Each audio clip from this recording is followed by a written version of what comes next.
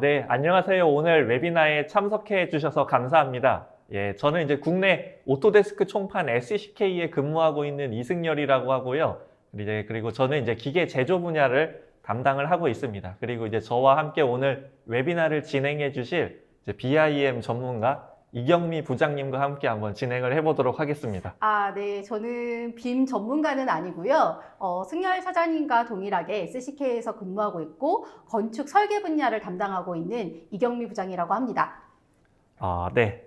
그래서 이제 오늘 이제 좀 소개를 해드릴 내용은 오늘 시간에는 이제 레빗 제대로 활용하기 1탄 이제 상세 설계편이고 이제 레빗 데이터와 인벤터를 어떻게 연동해서 업무를 효율적으로 하실 수 있을지에 대해서 한번 알아보도록 하겠습니다. 네, 이번 웨비나를 진행하면서 저희가 질문을 받고 있어요. 그래서 질문도 실시간으로 해서 답변을 드릴 테니까요. 많은 질문 부탁드리고요. 또한 좋은 질문 5분에 한해서는 저희가 치킨 쿠폰을 쏩니다. 그래서 좋은 질문 많이 부탁드리겠습니다. 네, 이거 이제 그 질문 실시간으로 해주시면 되고요. 이거 저희 실장님, 저희 그 뭐 5개보다 더 좀 더 할 수 있나요?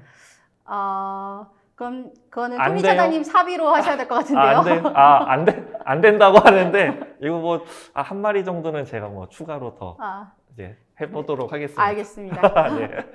그러면 이제 저희 트렌드에 대해서 좀 한번 최근에 트렌드에 대해서 한번 저희 2020 건설 트렌드를 보게 되면 뭐 디지털 트윈, 디지털 트랜스포메이션 이런 이슈들이 키워드들이 있는데요. 그런 부분들을 진행하기 위해서는 우선 빔 데이터가 우선 갖춰져 있어야 됩니다. 그래서 지금 많은 회사들이 기본적으로 빔을 이용한 설계를 진행하고 있으시고요.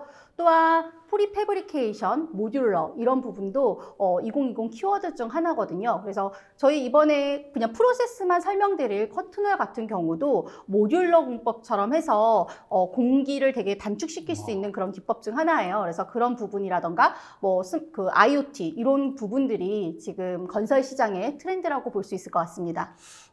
네.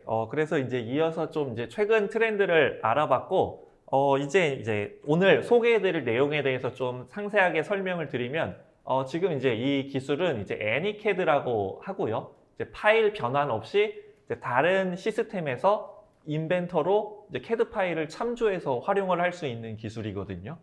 그럼 3D CAD 파일이 네. 바로 인벤터로 들어온다라고 보면 될까요? 그러니까 뭐 다른 포맷, 그러니까 뭐 인벤터를 제외한 이제 다른 CAD들로 그린 3D 데이터를 이제 인벤터로 불러와서 별도의 편집 과정 없이 싱크를 시키는 이런 기능이 되겠습니다. 그러면 싱크를 시킨다라는 개념이라면 리비전이 발생을 하면은 그게 네. 자동으로 그럼 반영된다라고 보면 되는 건가요? 네네네, 맞습니다. 이 기능이 이제 정말 큰 장점이 있는데 네. 뭔가 이제 특정 프로그램으로 작업한 데이터를 뭐 다른 포맷이나 중립 파일 형식으로 변환하지 않고도 이제 다른 CAD를 쓰고 있는 디자이너하고 공동 작업을 할 수 있다는 게 이제 되게 큰 장점이 되겠습니다. 네, 엄청 큰 장점인 것 같아요. 네. 저희 건축 쪽에서도 보면은 한 프로젝트를 진행하면서 되게 여러 가지 프로그램을 쓰기도 하거든요. 네네. 그랬을 때 이 중립 파일 포맷으로 거의 IFC 파일 포맷을 많이 쓰긴 네. 하는데 그러면 결국 그 각 프로그램에서 IFC 파일로 변환을 해줘야 되는 작업이 들어가게 되는데 지금 그런 작업 없이도 바로 가지고 올 수 있다는 얘기잖아요. 네네네, 맞습니다. 네, 그러니까 굉장히 큰 장점이네요. 그러니까 뭐 다른 이제 이종 CAD를 쓰고 계시면은 뭐 요걸 이제 설계를 진행하는 과정에서 이제 다른 이제 설계자를 위해서 막 파일을 내보내거든요. 그렇죠. 근데 이 과정에서 이제 막 마지막, 진짜 마지막, 이제 진짜 최종 마지막 이러는데 나중에 이제 파일들이 너무 많아져가지고 이게 뭐가 뭔지 모르게 됩니다. 그래서 이제 요 애니캐드라고 하는 기술을 이용을 하시면은 이제 그럴 필요가 이제 전혀 없어요. 동일한 파일명으로 링크만 시키게 되면은 그런 뭐 최종 버전, 레이티스트 버전으로 계속 변환이 된다는 거잖아요. 네네네, 맞습니다. 그래서 이제 작업 방식을 좀 잠깐 알려드리면 이제 인벤터 내에서 이제 애니캐드를 이용해서 이제 참조한 다른 포맷의 CAD 파일의 형상을 이제 그 지오메트리가 있을 거잖아요. 네, 그렇죠. 그래서 이제 이 지오메트리에 대해서 이제 투영을 시킵니다. 이제 프로젝션이라고 하는데 이렇게 해서 쓰기 때문에 링크 관계를 유지할 수가 있고 이제 애니캐드를 통해서 작업을 하셨으면 이제 다른 파일이 업데이트가 되면 같이 인벤터에서 작업한 것도 업데이트가 되는 이런 형태가 되겠습니다. 네, 굉장히 진짜 장점이 큰 장점인 것 같아요. 네. 그래서 이제 이 기능이 이제 뭐 BIM 산업에서 어떻게 적용이 될 수 있을지에 대해 좀 제가 준비를 한 게 있는데 한 네. 번씩 좀 차근차근 알아보도록 하겠습니다. 아, 레빗 파일이네요. 네, 예. 이제 오늘 이제 내용에 대한 전체적인 워크플로우에 대해서 좀 설명을 드리겠습니다. 이렇게 한번 좀 가정을 해볼게요. 네. 저는 이제 햇빛을 가리기 위한 그 차양. 예, 네. 예, 차양을 제작하는 회사거든요. 네. 그래서 이제 유리 그 커튼홀 위에 붙는 이제 차양을 제작하는 이제 회사라고 가정을 하고 이제 제가 그 계약을 할 회사는 건축 설계 사무소입니다. 그렇죠. 그래서 이제 건축 설계 사무소다 보니까 레빗을 쓰겠죠? 네, 요즘 많이들 쓰고 계세요. 네. 네, 그러면 결국은 건축 설계 사무소에서 레빗 네. 모델로 한 모델이 있다라는 베이스에서 시작되는 지금 워크플로우라고 보면 될까요? 네네, 맞습니다. 음. 그래서 이제 건축 사무소로부터 레빗 데이터를 이제 공유받는다라는 것으로 이제 가정을 하고 이제 진행을 하겠습니다. 네. 그래서 이제 레빗 프로젝트 파일 같은 경우에는 뭐 심플하게 그냥 뭐 프로젝트 파일을 직접 받으실 수도 있고 네. 아니면은 이제 뭐 BIM 360 같은 협업 툴을 이용해서 받으실 수도 있어요. 그럼 빔 360 같은 경우는 레빗이라던가 시빌 3D 안으로는 들어와 있는데 네네. 인벤터를 만약 그 작업을 하시는 분이라면 데스크탑 커넥터를 이용을 해서 빔 360 파일을 바로 이제 프로젝트 파일 폴더처럼 구성해서 네. 가지고 올 수 있다라는 개념으로 보면 될까요? 네네네, 맞습니다. 예. 네, 이제, 그리고 이제 인벤터를 통해서 이제 저희는 이제 제작을 하는 회사이기 때문에 이제 3D와 2D 데이터, 그러니까 뭐 차양을 제작하기 위한 기본적인 데이터는 지금 그 가지고 있는 상태예요. 그래서 이제 건축사로부터 그럼 인벤터에서 어셈블리로 뭔가 라이브러리화가 되어 네. 있다라는 예. 개념인 거죠? 네, 맞습니다. 그래서 이제 건축사로부터 이제 공유받은 레빗 이 프로젝트 파일을 이제 기반으로 해서 이제 그 작업을 해서 이제 모델링 및 제작도를 뭐 만든 거고 이게 네. 이제 레빗 파일이 업데이트가 되면 이제 자동으로 인벤터에서도 설계 파일이 바뀔 수 있게 이렇게 이제 만든 거고 그리고 이제 이 데이터를 이제 최종 데이터는 이제 건축 사무소로 가야 되기 때문에 그렇죠. 이 데이터가 이제 또 BIM 데이터로 변환이 돼야 되거든요. 네. 예, 그래서 이제 변환되는 과정에서 뭐 LOD 조절이나 아니면은 뭐 IFC 파일 뭐 이런 것도 이제 같이 활용을 하실 수가 있게 됩니다. 그러면 이걸 내보낼 때 IFC 파일 포맷 혹은 패밀리 네. 파일로 두 가지로 다 지원이 된다라는 걸로 봐야 되는 건가요? 네네네, 맞습니다. 네. 예. 그래서 이제 원하시는 형태로 할 수도 있고 이제 뭐 LOD를 다 조절해서 이제 이렇게 그 워크플로우를 태울 수가 있어요. 그래서 이제 뭐 이 프로세스의 장점은 레빗이 업데이트되면 설계 파일도 같이 업데이트 된다. 뭐 이제 이렇게 이제 보실 수가 있겠습니다. 네. 그래서 이제 한번 이제 실제로 뭐 어떻게 워크플로우가 구현이 되는지 한번 알아보도록 하겠습니다. 그럼 이 워크플로우는 저희가 차양을 기반으로 해서 네. 데모셋을 준비가 된 거죠? 네네네, 맞습니다. 예. 그러면 이제 지금은 이제 인벤터 화면이거든요. 예, 지금 이제 보시는 화면이 이제 인벤터 화면인데, 이제 레빗 모델을 인벤터하고 이제 연동시키기 전에 저희가 이제 차양 설계하는 회사니까 이제 차양 네. 모델을 한번 살펴볼게요. 네. 이제 설치 및 제작에 필요한 뭐 관련 도면 뭐 그리고 이제 세부 사항을 포함한 이제 BOM 같은 것들은 이미 뭐 저희는 제작을 해야 되는 업체니까 이렇게 다 구현이 되어 인벤터를 있네요. 통해서 구현을 한 상태고요. 이 설계 데이터는 이제 원하는 위치하고 이제 스펙만 정해주면 이제 자동으로 바뀔 수 있게 저희가 이제 설계를 이제 마친 상태입니다. 네.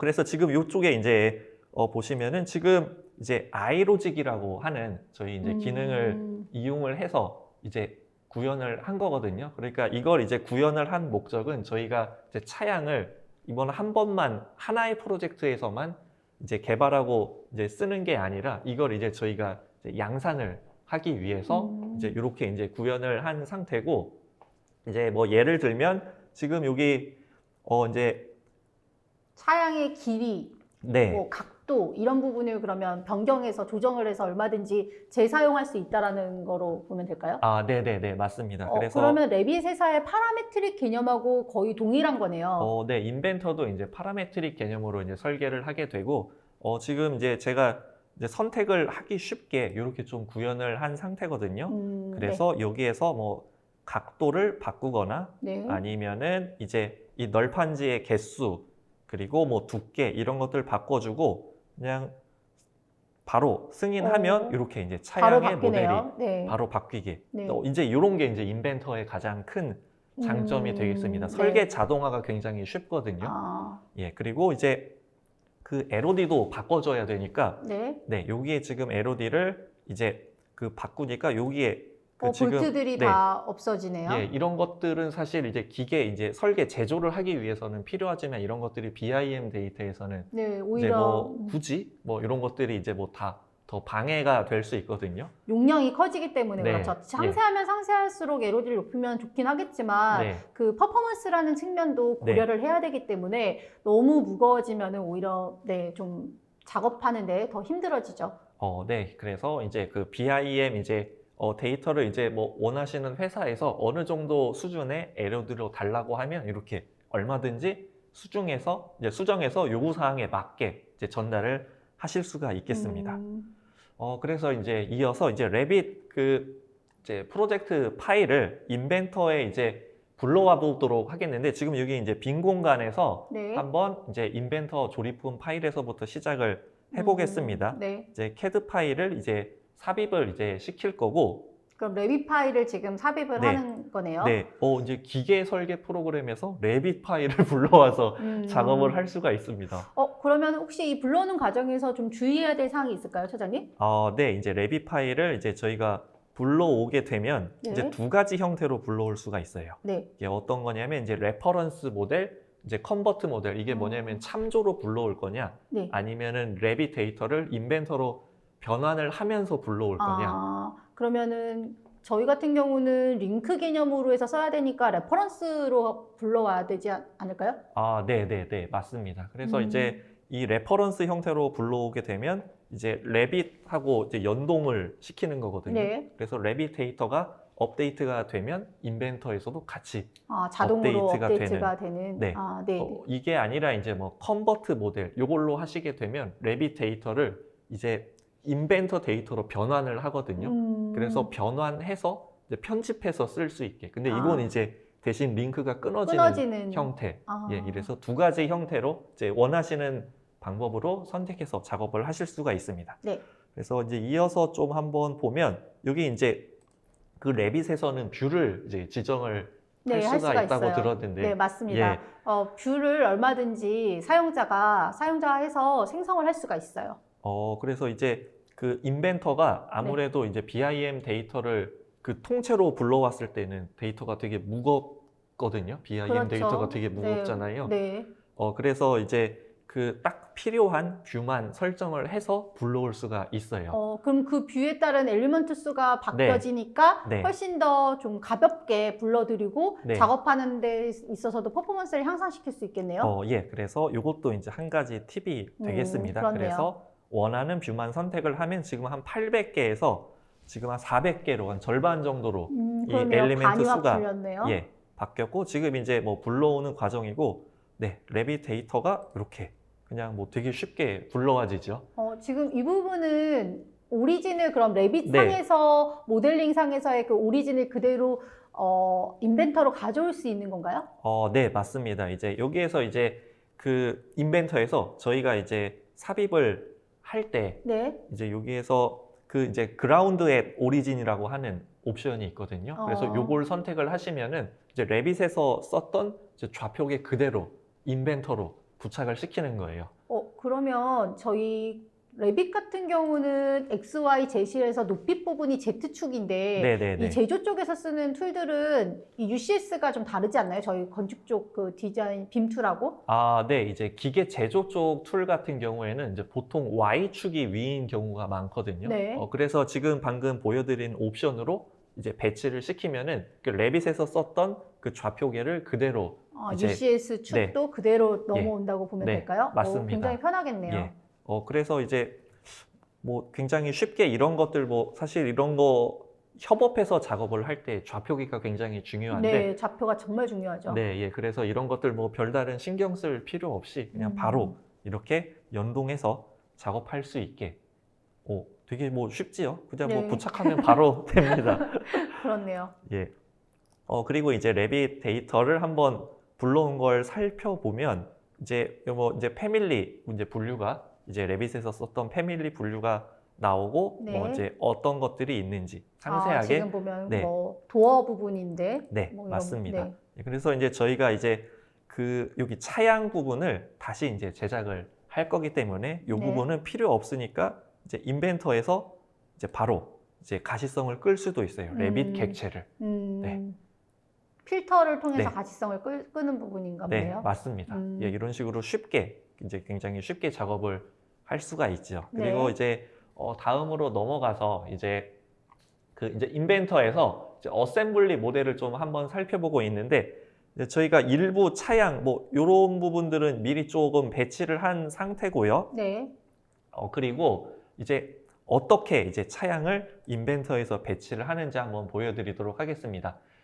이제 지금 제가 차양 같은 경우에는 이제 iCopy라고 하는 이제 기능으로 저희가 지금 모델링 작업을 한 상태고 이 iCopy 같은 경우에는 위치만 배치를 해주면 이제 자동으로 이제 설계가 딱 붙는 그런 이제 기능이거든요. 인벤터 안에 이제 굉장히 파워풀한 기능이라고 볼 수가 있습니다. 그래서 저희가 레빗 데이터를 불러왔잖아요. 네. 그래서 이 레빗 데이터에서 이제 활용했던 그 지오메트리의 점만 선택을 해주시면 돼요. 아, 참조점을 그럼 레빗 파일에서 직접 네. 찍는다고 보면 맞습니다. 되겠네요. 그래서 참조점만 찍어주면 이렇게 이제 위치에 맞게 차양이 바로 부착되면서 뭐 길이 같은 것도 다 이제 바뀌는 걸 확인을 하실 수가 있죠. 그리고 이제 이거는 지금 저희가 제작을 해야 되는 거기 때문에 네. 지금 차양을 만들기 위해서는 이제 길이가 이게 달라지기 때문에 네. 실제로 제작을 해야 되는 게 있을 수도 있고 그리고 뭐 나사나 볼트 이런 것도 이제 구매해서 써야 되는 것들이 있거든요. 그렇죠. 그래서 그런 것들을 구분해서 이제 진짜로 만들 건지 아니면 재사용할 건지 이런 것들도 이제 여기에서 이제 세팅을 해 주실 수가 있습니다. 그래서 이제 다시 뭐 재사용할 건지 아니면 새로 만들 건지 이제 여기에서 다 이제 그 부품별로 세팅을 할 수 있고 네. 이제 여기에서 이제 적용 버튼만 눌러주면 이제 바로 이 차양이 만들어지는 거죠. 그냥 뭐 버튼 몇 번만으로 설계가 다 끝났습니다. 네. 네, 그렇네요. 예, 그래서 뭐 좀 이어서 또 보시면 뭐 이 방법도 방금 보여드린 방법도 뭐 나쁘지 않아 보이는데 이걸 이제 차양이 부착될 곳이 되게 많으면 이걸 그렇죠. 이제 설마 클릭 하면은 그것도 네, 설마 하나하나 다 붙이지 않겠죠? 그렇죠. 네, 그래서 이제 아까 이제 동일한 방법으로 이제 iCopy라는 이제 기능을 실행을 시킵니다. 이제 실행을 시키는데 이번에는 이제 패턴으로 배치하는 걸로 한번 해볼게요. 이제 패턴으로 이제 배치하는 걸로 진행을 하면 아까랑 이제 선택하는 방법은 동일하거든요. 이제 선택하는 방법은 동일한데 여기에 이제 패턴에 몇 개로 할지 뭐 4개로 할지 5개로 할지 뭐 이런 식으로 이제 패턴을 선택을 할 수가 있어요. 그래서 뭐 아무리 많은 패턴이 있더라도 뭐 한 번에 다 작업이 뭐 가능합니다. 10개면 10개, 네. 5개면 5개 하게 되면 그거만큼 이제 차양이 네. 생성된다고 보면 되겠네요. 예. 그리고 이제 중간중간에 차양이 필요 없는 것도 있을 수 있거든요. 네. 그래서 무조건 생성을 시키는 게 아니라 이렇게 이제 선택할 수 있게 이렇게 작업이 다 가능합니다. 그래서 원하는 위치에 이제 차양을 생성을 하기 위해서 뭐 지금 뭐 껐다 켰다 할 수 있고 그리고 마찬가지로 이것도 이제 재사용할지 말지 뭐 이런 것들도 다 지정을 하실 수 있어요. 그래서 지금 뭐 혹시나 뭐 질문이 올라온 게 있나요? 네, 질문? 아직 없습니다. 아, 그래요? 네. 이거 치킨 받으셔야 되는데. 예, 오늘 6마리까지 준비가 되어 있는데 네. 아니면 너무 좀 빨라서 그런가? 그럴 수 있죠. 더 내용을 보고 싶으셔서. 아, 네. 네네. 그러면 이제 그 뭐 차량 이제 설계 과정 중에 이제 원청사로부터 설계 변경을 당연히 요청받겠죠. 네, 리비전이 없을 수는 없죠. 진짜 네. 오전에 받은 데이터가 오후 되면 또 바뀌고 뭐 이런 네. 경우가 비일비재하죠.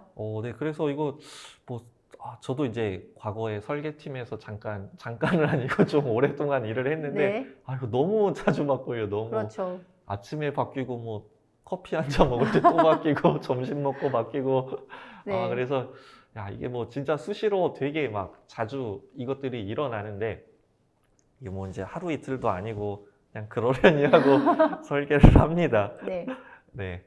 이제 그래서 이제 마찬가지로 그 레빗에서 이제 설계사무소에서 네. 이제 건축 도면이 이제 바뀌었다고 한번 가정을 해볼게요. 그럼 이거는 도면이 아닌 건축 레빗 모델이 네. 변경이 돼서 네, 다시 네. 온 거다라고 보면 되겠네요. 네, 이제 네. 건축 사무소에서 이제 음. 레빗 파일이 뭔가 네. 수정이 일어나서 네. 이제 저희 쪽에서 이제 저희 설계사무소에서 기계서 저희 제작 제작 업체에서 업체에서 어떻게 네. 바꿔야 되는지 한번 네. 이제 보도록 하겠습니다. 지금 여기 이제 레빗 파일이죠. 네, 형상이고 지금 여기 북쪽에 여기 그 이제 벽 이제 위치가 이제 수정이 된다고 가정을 해볼게요. 11m에서 월 간격이 네, 지금 더 넓어지는 거네요. 네네네, 예. 스터브 월이. 네. 그래서 이제 요게 이제 간격이 넓어지면 조정이 됐네요. 네, 이렇게 넓어지고 나면 저희가 지금 차량을 설계하는 회사인데 이거 차량 사이즈도 그럼 변경이 돼야 될 거잖아요. 벽의 네네네. 조정에 따라서. 맞습니다. 네. 이거에 이제 바뀌면서 이게 바뀌었으니까 저희 또 다 도면 다시 만들고 네. 모델링 다시 하고 BOM 네. 바꾸고 이래야 되는데 이거 이걸 이제 하루에 한 5번만 한다고 생각을 하면 네. 야 이거 끔찍해요. 끔찍하네요, 진짜. 네, 이제 정말 끔찍한데 지금 이제 인벤터에서 그러니까 레빗 파일이 지금 이제 업데이트가 이제 됐거든요. 네. 그래서 이제 인벤터 파일을 보면 여기 이제 번개 표시가 다 떠요. 여기 이렇게. 네네. 이제 번개 표시가 떠서 이 번개 마크를 이제 확인해서 이게 레빗에서 뭔가 설계 변경이 일어났구나. 뭐 이렇게 이제 확인을 하실 수가 있습니다. 차장님 좀 네. 질문이 들어왔었네요. 그래요? 이종우 네. 님께서 레빗을 적용할 인벤터와 연동해서 네. 보안 이슈는 없는지 궁금합니다라고 하셨네요. 이제 보안 이슈, 이제 저런 부분들을 조금 이제 미연에, 사연에 이제 사전에 방지를 하시려면 이제 네. 빔 360 같은 이런 이제 협업 툴을 이제 쓰시는 게 좋을 것 같은데 빔 360에 대해서 잠깐 좀 한번 설명해 주실 수 있을까요? 빔 360을 사용하시게 된다면 이 보안 이슈라는 부분이 클라우드 그 플랫폼이긴 하지만 그 보안에 대한 문서에 대한 권한을 설정을 할 수가 있어요. 그래서 단순히 보기만 할 수가 있고 그걸 가지고 뭐 업로드라던가 뭐 그 다운로드 할 수가 있고 이런 권한들에 대한 부분들이 있고 또한 사용자를 등록한 사용자만 빔 360에 접속할 수 있기 때문에 그런 부분으로 해서 뭐 보안 이슈는 좀 조정을 할 수는 있을 것 같습니다. 네. 그래서 저 질문 어떤가요? 지금 방금 요 질문. 지금 치킨 이거요? 가게인가요? 조금 더 보고 네, 그래요? 하겠습니다. 네. 조금. 그리고 방금민님께서 질문을 해주셨는데요. 네. 협업으로 작업 진행이 가능한가요? 가능하다면 최대 동시 참여 가능 인원은 어느 정도인가요? 협업으로 작업이, 그러니까 동시에 설계하는 건 아니고요. 그러니까 이제 저희가 협업할 수 있는 공간에 파일을 올리지만 이게 이제 동시에 같은 파일을 작업하는 건 아니에요. 그러니까 그 레빗 설계자는 레빗대로 그냥 계속 설계하시면 되는 거고 인벤터 설계자는 그냥 계속해서 인벤터를 설계하시면 되는 겁니다. 근데 이제 같은 파일을 이제 같이 설계하는 건 아니죠. 그래서 레빗 설계자가 만약에 작업하면서 뭔가 저장 버튼을 누르는 순간 인벤터로 작업하던 사람은 이제 번개 마크가 뜨고 업데이트 해야 싱크를 되겠구나. 해야지만 그 인벤터에서 그 주황색 네. 번개 마크가 뜨면서 이 부분이 인벤터로 가지고 올 수 있는 데이터가 된다라는 개념인 거잖아요. 네네, 그렇죠. 예. 그리고 상세 설계에서 강조되는 사항은 어떤 것인가요? 라는 상세 질문을 설계? 하셨는데요. 상세 설계? 이거 이제 기계 제조 쪽으로 말씀을 드려야 되나요? 이거 만약 이게 지금 이제 BIM 쪽에 근무하시는 분이라고 가정을 하고 말씀을 드리면 이제 그 기계 제조 설계에서는 막 나사, 뭐 볼트 하나까지도 다 상세하게 나와야 되거든요. 그래서 이제 굉장히 디테일하게 그리는데 이걸 이제 BIM 데이터로 내면할 때는 굳이 그런 부분들까지 필요 없어서 이제 LOD라는 걸 조절을 해서 이렇게 내보내게 됩니다. 네. 그리고 방금민 님께서 레빗을 활용할 경우 얻을 수 있는 가장 큰 장점은 어떤 게 있을까요? 라고 말씀하셨는데 우선 레빗을 활용을 하게 되면은 리비전이라던가 이런 네. 부분이 예전에는 만약 평면이 바뀌었다 그러면 그 평면도 다시 수정하고 또 인면도에서 또 수정하고 했다면 그런 휴먼 에러들이 발생할 수 있는데 3D 모델 기반으로 해서 모델만 바꾸었을 경우 도면이 자동으로 다 수정 사항이 반영돼서 도면을 출력을 하실 수도 있고요. 또한 보다 정확한 BOM을 모델링 기반으로 해서 또 산출을 하실 수가 있는 거죠. 또한 지금 저희의 이 워크플로우를 본다면 예전에는 2D 도면을 가지고 인벤트에서 제작을 하기 위해서는 또 뭔가 이 모델을 다시 뭐 일부 하거나 아니면 그 위치가 안 맞는 그런 그 휴먼 에러들이 있었을 텐데 모델링 기반으로 해서 완벽한 모델을 인벤터로 보내고 거기서 제조 도면까지 만들게 된다면 이런 어떤 에러율, 리스크를 좀 줄일 수 있지 않을까라는 생각이 드는데요. 네. 그리고 방금민님께서 만일 작업 시 랜섬웨어에 걸린 데이터가 발생할 경우 데이터 백업은 어떻게 이루어지나요? 라고 질문했습니다. 요거는 좀 뭔가 별도의 그 툴이 필요할 것 같습니다. 뭐 툴도 생각나고, 예, 네. 뭐 여러 가지 생각이 나는데, 랜섬웨어는 이제 별도 툴을 활용을 하셔야 될 것 같고, 예. 네. 그러면 우선 또 다음으로 한번 진행을 해 볼까요? 네.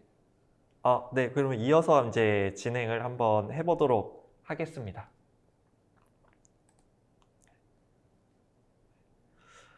그래서 지금 이제 실제로 이제 인벤터에서 이렇게 이제 레빗으로 설계하시던 분들이 뭔가 수정을 하고 저장 버튼을 누르면 인벤터에서 거의 이제 실시간으로 갑자기 이제 번개 마크가 확 떠요.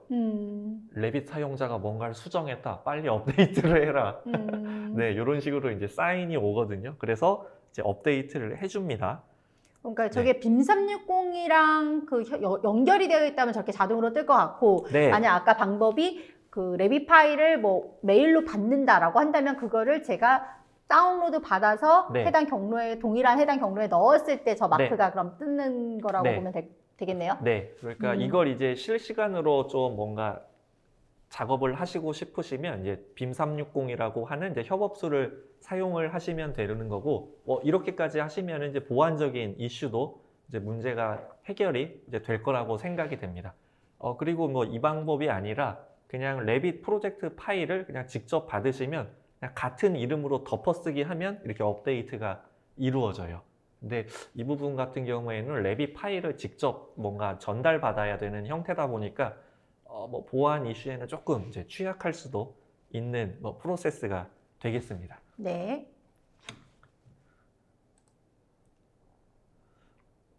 그래서 이제 진행을 해서 이제 업데이트를 이제 한번 진행을 해볼게요. 네. 실제로 업데이트를 진행하면 뭔가 이제 프로세스가 막 지금 열심히 이제 계산을 하고 있죠. 예. 네. 그래서 아까 저희가 12m로 이제 바꾼 빔 데이터가 인벤터에도 똑같이 적용이 되고, 그리고 이제 저희가 설계했던 차양 이것도 같이 이제 줄어드는 걸 확인을 하실 수가 있죠. 그럼 링크된 레빗 데이터 기반으로 해서 참조점을 찍어서 네. 이 차양의 스타트 엔드 포인트를 했기 때문에 네네네. 레빗 파일이 바뀌면 그 부분에 대한 참조점이 그대로 그냥 이동이 되는 거네요. 네네네, 맞습니다.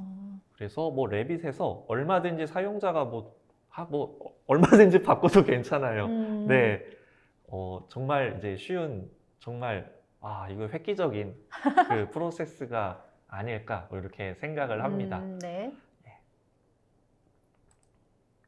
그러니까 진짜 리워크가 좀 많이 줄겠네요. 저걸 네. 일일이 다 재작업할 필요 예. 없이. 그리고 이제 뭐 마찬가지로 도면도 바뀌어야 되겠죠. 네, 그렇죠. 3D 모델링만 바뀐다고 해서 사실 이걸 바로 사용할 수는 없거든요. 네. 이제 어쨌든 이제 그 도면까지도 나와줘야 되는 부분이기 때문에 네. 이제 도면도 같이 인벤터에서 그렸던 도면도 같이 이제 업데이트가 되는 걸 확인을 하실 수가 있습니다. 그리고 뭐또 조금 더 뭐 질문들이 있는지 한번 뭐 괜찮은 더 질문들이 있을까요? 레빗 인벤터로 불러들여진 레빗 파일의 표면 특성은 인벤트 표면과 어떤 연관이 있나요? 즉 인벤터에서 레빗의 표면 재질을 수정 가능한가요? 왜냐하면 인벤터의 모델과 레빗의 표면과 매칭을 하려고 하는 것이지요. 라고 말씀을 하셨는데 이 머티리얼 부분을 말씀하시는 우선 건가요? 이제 그 레빗 파일의 특성 같은 경우에는 우선 레빗을 따라갑니다. 처음에 이제 레퍼런스로 저희가 그 불러왔잖아요. 네. 참조해서 불러왔기 때문에 우선 모든 특성은 레빗을 따라가게 되는 거고 뭔가 이제 그러니까 BIM으로 그려진 데이터를 가지고 인벤터에서 뭔가 새롭게 작업을 하고 싶다라고 하면 아까 이제 컨버트 모델이 있었거든요. 네. 그걸로 가져와서 뭔가 이제 재질이나 이런 부분들을 편집해서 사용을 하실 수가 그럼 있겠습니다. 레퍼런스일 경우에는 그거를 그러니까 레퍼런스로 그냥 불러만 들어오는 거기 때문에 네. 어떤 재질이라던가 이거를 레빗의 어떤 그런 거를 바꾸기는 좀 힘들다면 컨버트로 해갖고 네. 오게 되면은 그거는 레빗 파일이 아닌 이제는 인벤터 파일이 되는 네, 거니까 네, 네. 그 상태에서는 얼마든지 인벤터의 그 머티리얼 특성에 맞게끔 네. 바꿀 수 있다라는 거죠. 네. 그러니까 인벤터에서 바꾼다라고 하더라도 애초에 이제 원본 데이터는 레빗에 있기 때문에 이거에 이제 영향을 주지는 않아요. 예. 인벤터는 패밀리? 요거 한번 설명이 좀 필요하지 않을까 싶은데요. 인벤터는 네. 인벤터는 패밀리, 레빗은 패밀리 배치 이렇게 이해하면 되나요? 라고 말씀하셨는데 이 부분은 그거 같아요. 아까 저희가 인벤터에서 차양을 작업한 걸 가지고 차장님께서 다시 레빗으로 보낼 때 IFC 파일 포맷 혹은 네네네. 패밀리 파일로 익스포트 할 수 있다고 하셨잖아요. 네네네. 그 부분을 말씀하신 것 같아요. 그러니까 레빗에서 사실 이제 기계 제조 쪽에 있는 패밀리를 작업하는 게 뭐 쉽지는 않다고 제가 알고 있습니다. 그러니까 네. 모델링 방식이 좀 다르다 보니까. 네. 그래서 인벤터라고 하는 이제 기계 설계 프로그램을 이용해서 이제 패밀리에 맞는 모델링 작업을 하고 이걸 이제 레빗에 맞는 패밀리로 변환할 수 있는 이제 기능이 들어 있거든요. 그래서 굉장히 쉽게 패밀리 작업을 할 수가 있어요. 그래서 요거는 잠깐 뒤에 또 나오니까 네. 네, 요거는 한번 설명해 드리도록 인벤터에서 하겠습니다. 작업한 거를 패밀리화 해갖고 내보내고 네. 또 레빗에서 그 패밀리를 불러서 배치하는 거 이 부분은 네. 가능한 거잖아요. 네네네, 맞습니다. 예. 김은복님께서 LOD는 무엇의 약자인가요? 라고 말씀하셨는데 아까 제가 방송하면서 잠깐 설명을 드렸는데 레벨 오브 디테일 혹은 레벨 오브 디벨로먼트라고 해서 LOD를 많이 쓰고 있습니다. 요거는 이거 저희 부장님 전문 해양 분야인데. 플랜트 사업 분야에서 사용되는 3D 설계 프로그램인 PDMS, PDS와 BIM에는 어떤 차이가 있나요? 제가 현업에 있었을 때는 그 플랜트 분야에서 PDMS나 PDS, S3D, E3D는 BIM 툴이라고 하지 않고 3D CAD 시스템이라고들 대부분 말씀을 하셨습니다. 하지만 한 2년 전부터는 이러한 PDMS, PDS 이런 툴들도 그냥 BIM 툴이라고 하는 거죠. 왜 BIM 툴이라고 하느냐면 이 BIM이 빌딩 인포메이션 모델링이거든요. 앞에 이 빌딩이라는 용어가 있기 때문에 플랜트라는 것은 메인이 배관, 파이핑이나 이퀴먼트지 빌딩은 솔직히 아니거든요. 그러다 보니까 BIM 툴이라고 하지 않으셨는데 지금은 이 PDMS, PDS도 하나의 BIM 툴이라고들 이야기를 하시고요. PDMS, PDS도 3D 기반으로 해서 모델링을 하고 거기에 있는 속성 정보를 이용을 해서 도면화를 하고 이런 개념이거든요. 그리고 이걸 유지관리 단계에서도 활용할 수 있고 BIM도 마찬가지입니다. 어떤 3D CAD 안에 정보가 들어가 있고 이 정보를 이용을 해서 설계 단계, 시공 단계, 유지 관리 단계까지 이 데이터를 활용할 수 있기 때문에 이 두 개념은 어떤 툴적으로 그냥 툴이 다른 거지 BIM이라는 그런 개념으로 봤을 때는 저는 동일하다고 생각하거든요. 그리고 요즘은 이런 PDMS, PDS 이런 쪽에서도 BIM 툴이라고 이야기를 합니다. 아하. 이거, 굉장히 좋은 질문이네. 이거, 이 정도면 치킨각, 좀 한 한번, 번에 그래요? 네, 한 번에? 하시죠. 네. 네, 그럼 다음으로 진행을 해볼까요? 그래. 이거 레빗 자격증 ACP를 취득하기 위해서, 요거 같은 경우에는 저희가 별도로 가이드를 한번 보내드릴게요. 예, 네. 요거는, 메일 예. 주소가 있으니까요. 네. 네. 그러면 이제 이어서 이제 진행을 하도록 하겠습니다. 아까 이제 3D 모델링이 바뀌고 이제 연동된 2D 도면이, 도면까지 네. 자동으로 바뀌는 것까지 이제 확인을 하셨죠. 그러니까 뭐 모델링만 업데이트 되는 게 아니라 그 관련된 그 기반의 모든 정보들이 같이 업데이트 된다. 뭐 BOM 뭐 할 것 없이 다 같이 바뀌는 거죠. 그러니까 제작 도면이라 하더라도 이게 건축 쪽에 있는 차양이다 보니까 어떤 건축에 대한 인면이 레퍼런스로 다 이렇게 작성이 돼야 되는데 네네. 지금 이 인벤터에서 레빗 모델을 가지고 참조로 레퍼런스 모델로 불러만 오게 되면은 저렇게 도면에서 보이는 인면 부분에 차양이 설치되는 인면도들도 자동으로 업데이트가 돼서 도면화가 된다는 거니까 네. 작업하는 맨아워를 굉장히 많이 줄일 수 있을 것 같아요. 네. 이거 진짜 이거 BOM 이거 만들 때 이거 진짜 하루 종일 저 엑셀에서 저거 희한하게 왜 이렇게 작업을 했는지 모르겠는데 분명히 뭐 CAD나 이런 뭐 인벤터 레빗에서 BOM 작업을 했어요. 네. 근데 또 레빗에서 이걸 또 하고 옛날에 왜 그랬는지 모르겠습니다만 네. 지금 너무 편해졌어요. 예. 그래서 이제 좀 더 이제 살펴보면 이제 여기 이제 BOM 한번 열어볼게요. 이 BOM 열어보면 이렇게 이제 어떤 자재들이 필요하고 여기 지금 이게 이제 하나의 서브 어셈블리인데 여기 서브 어셈블리에 네. 이제 어떤 부분들이 실제로 필요한지 이게 디스크립션 쪽에 보시면은 이제 가로, 세로, 넓이 이런 것들이 다 상세하게 들어있어요. 근데 사실 이게 이제 제작할 때만 필요한 거지 뭐 이게 최종 납품 받는 이제 건축사 사무소에서는 사실 이런 것들이 필요 없는데 만들려면 그렇죠. 이것들이 정말 중요하거든요. 네. 이것들이 제작에서는 네. 굉장히 중요한 거죠. 네네네. 이것들이 이제 있어야 되기 때문에 선생님 질문이 네. 하나가 들어왔는데 이 질문 좀 괜찮은 것 같아요. 어, 레빗 수정본이 인벤터로 바로 적용되어 연계점이 자동 적용된다면 인벤터 설계자가 모르는 사이 레빗에서 변경될 수 있을 것 같습니다. 변경 부분을 모르고 발주가 나갈 수도 있을 것 같은데 자동 적용된 변경 사항에 대한 히스토리를 확인할 수 있는 방법이 있나요? 우선 히스토리를 확인하는 건 이제 별도 중간에 이제 관리, 그러니까 뭐 PDM이라든지 네. 그러니까 오토데스크에서 이제 볼트라고 하는 이런 이제 그 데이터 관리 프로그램을 이용해서 할 수 있고 그리고 이제 인벤터에서 설정을 할 수가 있는데 자동으로 업데이트가 되지 않게 막거나 뭐 요런 이제 좀 이런 것들을 활용을 하시면 좋을 것 같아요. 그러니까 자동 오토가 아니라 네. 그러면 표시가 되면은 유저에 의해서 업데이트 버튼을 클릭해야지만 뭐 지정이 되는 건가요? 그러니까 옵션 중에 자동 업데이트를 쓸 건지 수동 업데이트를 쓸 건지 이렇게 이제 할 수 있는 게 있고 그리고 이제 중간에 이제 데이터 관리 프로그램, 그러니까 볼트라고 하는 제품이 오토데스크에 있거든요. 이걸 쓰게 되면 이제 히스토리 관리까지도 가능하게 됩니다. 예. 네. 그래서 지금 잠깐 이제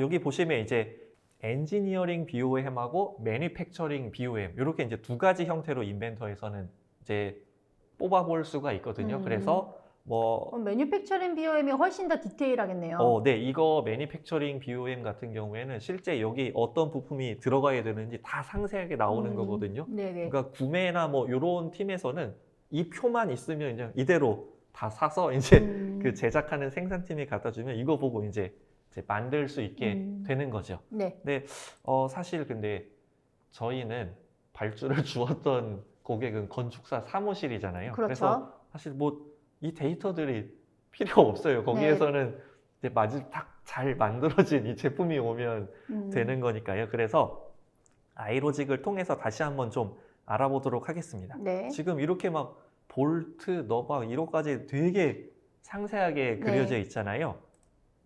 이제 이 부분을 이제 아이로직을 다시 실행시켜서 한번 확인을 해보도록 하겠습니다. 상세 그래서- 수준을 그러면 좀 낮추는 작업을 진행을 하려는 네, 거네요. 맞습니다. 지금 이게 이제 LOD를 바꾸는 과정이거든요. 네. 근데 이제 기계 제조 쪽에서 LOD라는 용어를 좀 잘 쓰진 않지만 네. 이제 BIM 쪽 건축 쪽에서는 되게 그 네, 많이 쓰는 거죠. 네.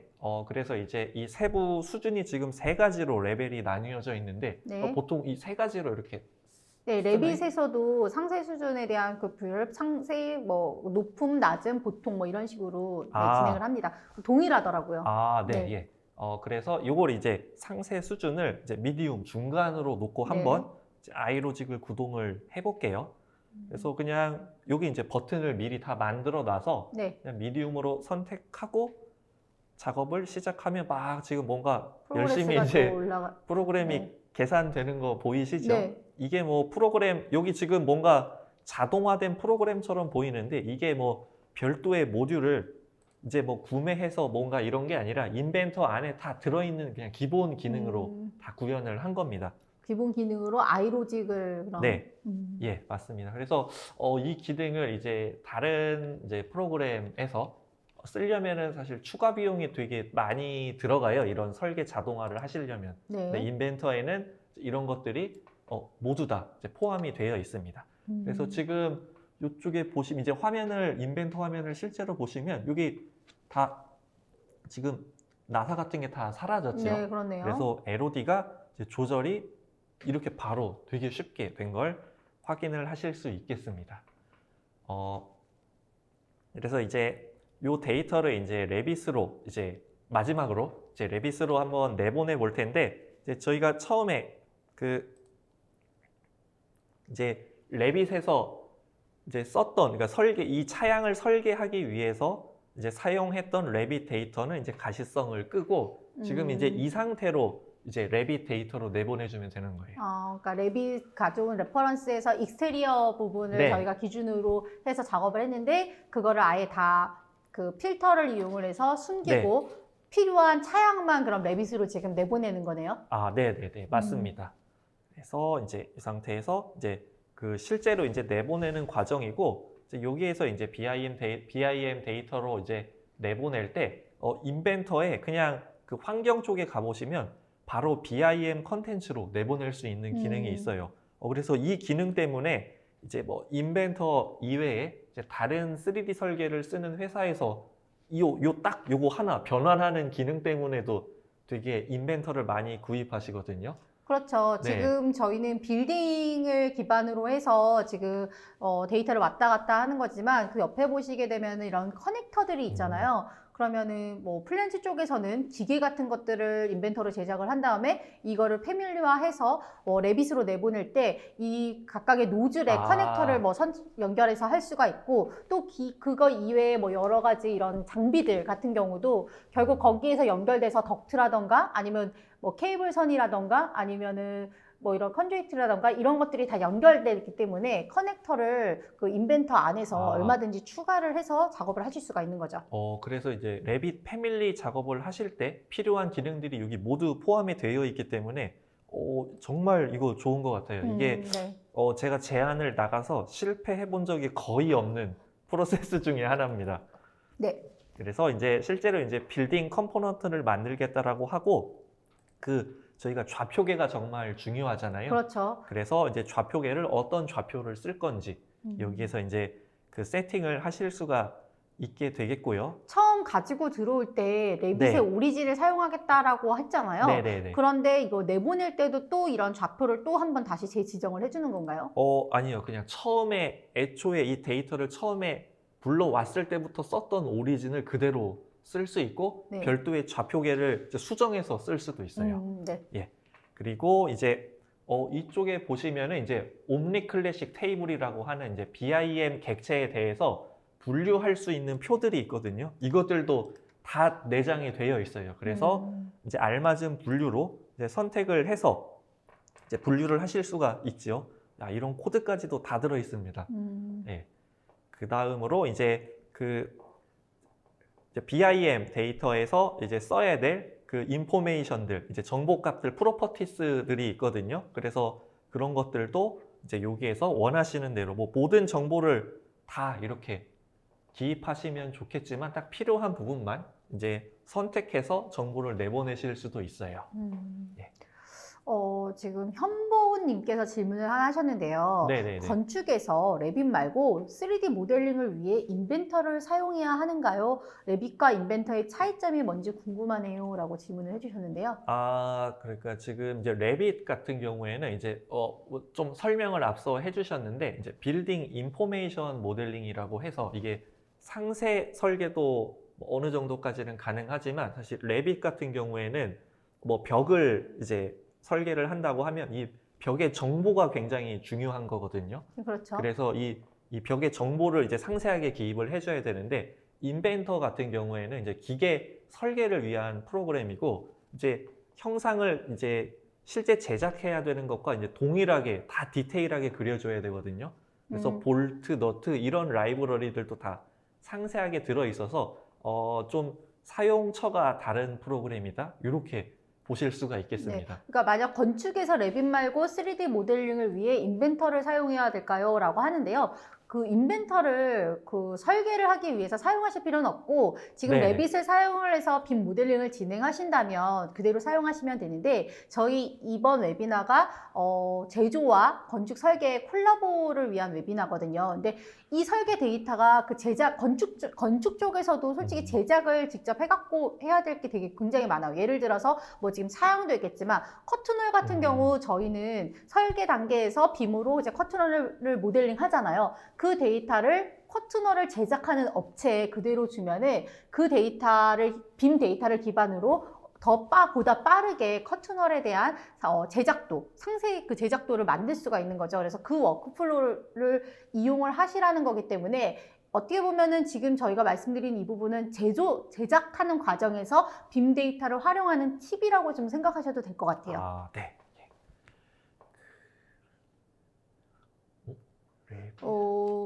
조훈님께서 레빗에서 건축물 주변 도로에 대한 작업을 할 수가 있나요? 단순한 평면 그림이 아니라 차도, 보도, 경계석 등이 레벨 값이 모두 다르고 곡선부까지 있을 경우 작업이 가능한지 궁금합니다. 라고 말씀을 하셨는데요. 이럴 경우 저는 차라리 인프라웍스에서 작업하시는 걸 추천을 드리고 싶어요. 인프라웍스에서는 이런 차도라든가 보도, 경계석에 대한 라이브러리들이 기본적으로 구축이 되어 있고 그 설계 기준에 맞춰서 얼마든지 모디파이를 하시고 아니면 새로 만드실 수도 있거든요. 그리고 그 인프라웍스 파일이 다시 레빗으로 호환이 돼요. 그래서 그런 식으로 작업을 하시는 게 레빗 자체에서 이 도로 부분에 대한 작업을 하시는 것보다 훨씬 더 빠르고 더 좋을 것 같습니다. 네, 그러면 이제 이어서 이제 진행을 해보겠습니다. 그래서 이제 뭐 레빗에 필요한 이제 프로퍼티스를 다 이제 매핑을 해서 BIM 이제 데이터로 이제 내보낼 수 있게 되는 거고, 이제 실제 이제 BIM 데이터로 내보낼 때 그 뭐 레빗 패밀리 파일도 있겠지만 이제 되게 중요한 파일 중에 하나가 요거 IFC 파일이거든요. 그렇죠. 중립 포맷이죠. 이 파일이 이제 굉장히 많이 쓰여지는데 이제 이 파일로도 이제 내보내실 수가 있겠습니다. 그러면 우선 여기에서는 이제 IFC 파일로 내보내서 지금 여기 이제 이게 레빗이고요. 지금 방금 변환한 IFC 파일을 이제 링크를 통해서 이제 배치하는 과정. 이렇게 해서 한 사이클에 이제 워크플로우가 이제 진행이 됐습니다. 네. 이렇게 이미 그 뭐 좌표 별도로 지정할 필요가 없지요. 처음부터 이 레빗 데이터를 가지고 작업을 했기 때문에 뭐 그냥 바로 부착하면 그 자리에 탁착 이렇게 붙습니다. 그래서 이제 뭐 오늘 내용을 한번 이제 간략하게 요약을 해보면 이제 애니캐드를 이용을 해서 이제 레빗 프로젝트 파일을 인벤터에 연동을 시켰고 이제 차양의 크기와 위치를 이제 조절을 했고 이제 설계 이제 의도에 맞게 이제 조정할 수 있는 방법도 저희가 알아봤습니다. 그래서 네.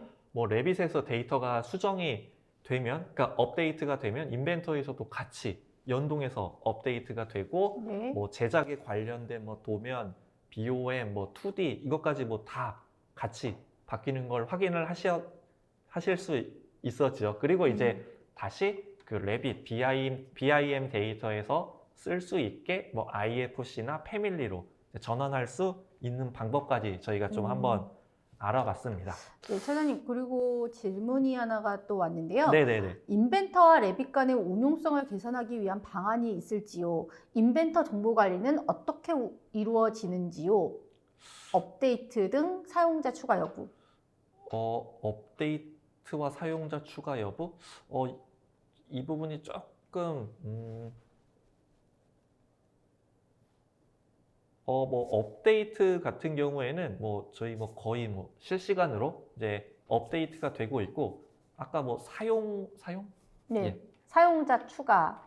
사용자 추가 같은 경우에는 이제 별도의 이제 라이센스가 뭐 인벤터, 그러니까 레빗 라이센스만 가지고 있다고 해서 이제 인벤터를 쓸 수 있는 건 아니거든요. 그래서 뭐 일부 사용자들에 한해서 이제 그러니까 실제 이제 그 BIM 데이터로 변환해야 되는 이분들에 대해서만 뭐 인벤터 라이센스가 있으면 될 것 같습니다.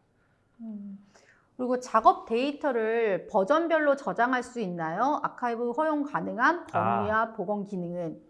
우선 이제 작업 데이터를 이제 버전별로 저장을 하시려면 이제 그 PDM이나 PLM, 그러니까 데이터 관리 솔루션이 필요하거든요.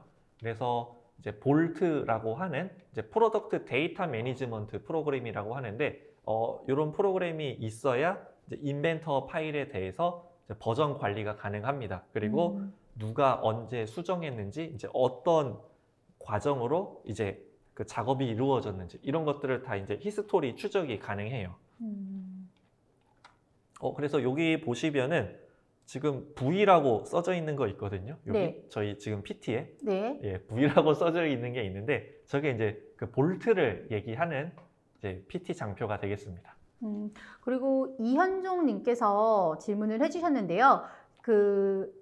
이 레빗 자체에서도 네네. 그런 매개 변수, 파라메트릭 개념의 매개 변수들이 있잖아요. 네네네. 이 부분이 레빗의 매개 변수로 연결이 되는지를 물어보셨는데, 그러니까 레빗에 있는 이제 파라메터 값을 인벤터에서 쓸 수 있냐고 물어보시는 것 같은데, 그렇게 되지는 않고요. 그러니까 레빗의 형상이 바뀌면 이제 인벤터에서 이제 애니캐드로 했던 레빗 형상이 바뀌는 이런 형태라고 이해를 하시면 될 것 같습니다. 그러니까 레퍼런스하는 형상 자체가 네. 바뀌어서 거기에 대한 대신 포인트에 대한 참조점까지는 네네. 다 인식이 되는 거지만 네. 매개 변수 자체가 다 뭐 변경되거나 그렇게 네. 되지는 않는다는 말씀이신 거죠? 맞습니다. 예.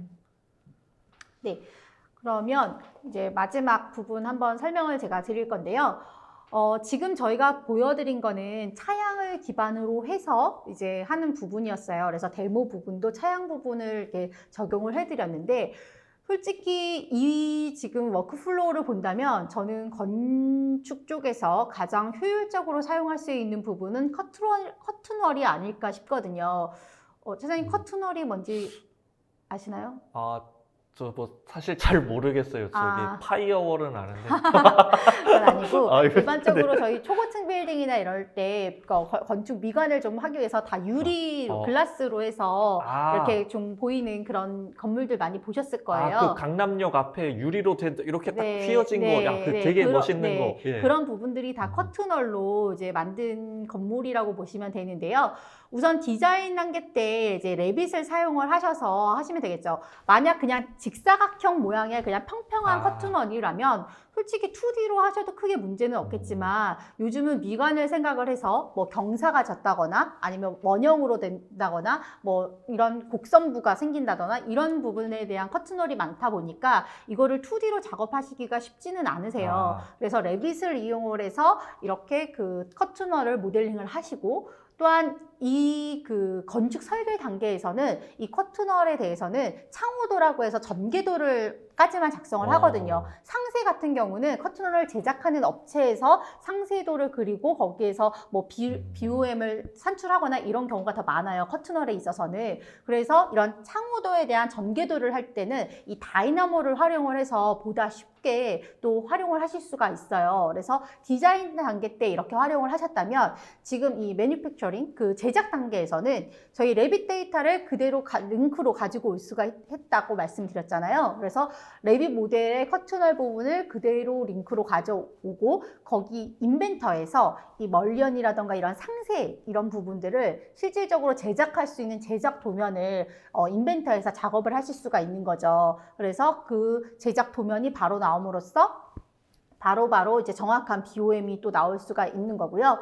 또한 국내의 모 기업에서는 지금 이 부분을 시공 현장에서 사용을 하시고 계시더라고요. 이 커튼월이 하나의 그 다 공장에서 모듈화처럼 돼서 지금 옆에 사진 조그만 사진에서 보겠지만 크레인으로 해서 얘를 양중에서 이제 바로바로 이렇게 설치만 하면 될 수 있게끔 하거든요. 그랬을 때 이 그 하나의 이 모듈을 그 커튼월 모듈에 바코드, QR코드를 심어 놓는 거예요. 그래서 QR코드를 찍고 이 커튼월의 이 위치에 따른 반입 여부, 그리고 설치 여부 이런 부분들도 3D 모델 기반으로 해서 또 이렇게 활용을 하실 수가 있는 거죠. 비주얼라이제이션 쪽으로서 얼마만큼 얘가 반입이 되었고 얼마만큼 시공 이렉션이 되었는지를 또 확인을 하실 수가 있어요. 그래서 이 커튼월 부분에서도 레빗과 인벤터 이런 것들을 이용을 하셔서 얼마든지 워크플로우를 좀 더 단축시키고 또 심플하게 가실 수가 있고 또 도면화라던가 이런 리비전 관리를 되게 효율적으로 하실 수가 있거든요. 그래서 이 부분 같은 경우는 저희가 요번에 데모셋을 준비를 하진 못했어요. 하지만 활용도가 높을 것이라고 생각되고 많은 분들이 만약 관심도가 높으시다면 저희 다음 웨비나에 이 주제를 가지고 데모셋을 준비를 해서 차장님과 다시 한번 진행을 하려고 하는데요. 저희 아마 설문지의 11번 항목이 이 부분일 거예요. 그래서 설문지를 통해서 다음 웨비나 주제로 뭐 커튼월에 대한 부분이 만약 궁금하시다라고 하면은 거기에 답변을 해주시면은 그 답변 의견이 많은 거에 따라서 저희가 다음 웨비나에는 이 커튼월을 가지고 아마 다시 찾아뵐 수도 있을 것 같습니다. 네. 그래서 이제 오늘 이제 웨비나는 여기까지 해서 이제 내용을 좀 다 전달을 해드렸고, 혹시 뭐 또 질문 사항이 있으신지 모르겠네요. 예, 그래서 지금 저희 그 이메일 주소가 아래쪽에 있는데 이쪽으로 그 문의를 주시면은 저희가 좀 아는 범위 내에서 이제 전부 다 좀 지원을 드리도록 하겠습니다. 그래서 이현진 님께서 질문을 또 하나 해주셨는데요. 인벤터는 기계 설비 제조를 위한 레빗과 연동되는 설계 프로그램인 것 같습니다. 전기 분야나 배관 쪽에도 특화된 별도 프로그램이 있나요? 이제 전기 쪽에는 이제 전기나 배관 쪽에 특화된 별도 프로그램이 있는 게 아니라 인벤터 안에 저런 기능들이 다 이미 포함이 되어 있거든요. 이제 하네스를 연결할 수 있는 기능들도 있고, 그리고 이제 배관 쪽에서는 이제 파이핑 기능이 이미 다 포함이 되어 있어요. 그래서 이런 추가 기능들을 활용을 하시면 좋을 것 같습니다. 예. 네. 그러면 저희 이제 시간 얼마 남지 않았는데, 6분? 6분을 뽑아야 되겠죠? 이거 오늘 네. 너무. 사장님이 3분을 뽑아주시면 될 것 같습니다. 아이고. 어떤 질문이 인상적이셨나요? 저는 이제 기억에 남는 게 우선 첫 번째. 네. 예. 제일 첫 번째. 네. 이종훈님. 이종훈님. 네. 그리고 한 명. 네. 저 이종훈님 축하드립니다. 세 명 선택할 수 있나요? 네. 네.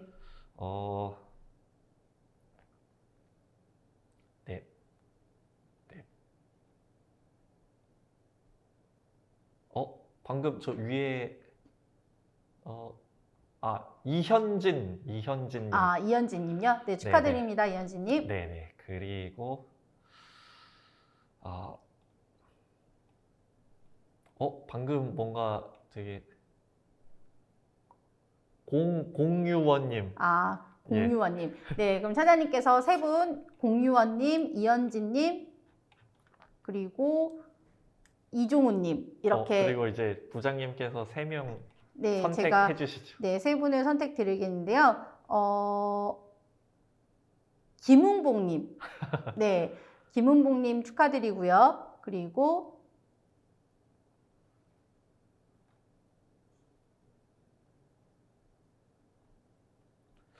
이게 질문을 생각보다 많이 해주셔서 저희가 다음 웨비나 때는 뭐 저기 실장님 한 10마리 정도 준비해 줄 수 있나요? 네, 그리고 안 돼요? 이규승님. 네. 네, 그리고 현보훈님. 네. 네, 저는 이렇게 세 분 드리겠습니다. 네. 그래서 오늘 이제 시간 내주셔서 감사드리고, 네, 오늘 웨비나에 참여해 주셔서 정말 감사합니다. 네. 오늘 좋은 하루 되시길 네, 바라겠습니다. 저희 그리고 두 번째 그 시리즈로 진행되기 때문에 저희 아마 EDM에서 보셨겠지만 저희 시리즈 두 번째 부분도 진행이 될 거거든요. 11월 달에 그때도 많은 관심 부탁드리겠습니다. 네, 그러면 좋은 하루 되시길 바라겠습니다. 네, 감사합니다. 감사합니다.